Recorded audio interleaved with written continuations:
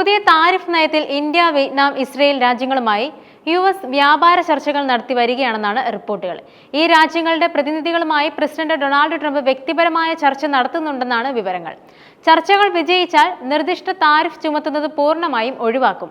തീരുവ പ്രാബല്യത്തിൽ വരുന്ന ഈ മാസം 9-ന് മുമ്പ് തന്നെ രാജ്യങ്ങളുമായി കരാറിൽ ഏർപ്പെടുന്നതിനായുള്ള ശ്രമങ്ങളിൽ ട്രംപ് വ്യക്തിപരമായി ഇടപെടുമെന്നും മുതിർന്ന ഉദ്യോഗസ്ഥൻ പറഞ്ഞു.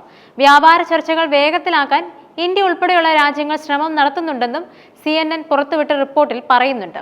ഇരു രാജ്യങ്ങൾക്കും പരസ്പര ധാരണയിലെത്താൻ സാധിച്ചാൽ തീരുവ പൂജ്യമാക്കുമെന്നും Vietnam communist party general secretary To Lam പറഞ്ഞതായി ട്രംപ് എക്സ് പ്ലാറ്റ്ഫോമിൽ കുറിച്ചിരുന്നു. 26% ഇന്ത്യക്ക് മേൽ US ഏർപ്പെടുത്തിയിരിക്കുന്ന പകരച്ചുങ്കം. ഇന്ത്യയിലെ ഏറ്റവും വലിയ വ്യാപാര പങ്കാളികളിൽ ഒരാളാണ് US. പകരച്ചുങ്കം ഏർപ്പെടുത്തിയതിന് പിന്നാലെ സെൻസസും സ്വർണ്ണവിലയിലും ഇടിവ് രേഖപ്പെടുത്തി. ചെമ്മീൻ ഉൾപ്പെടെയുള്ള സമുദ്രോൽപ്പന്നങ്ങളുടെ കയറ്റുമതിയെയും ട്രംപിന്റെ നടപടി ബാധിച്ചിട്ടുണ്ട്.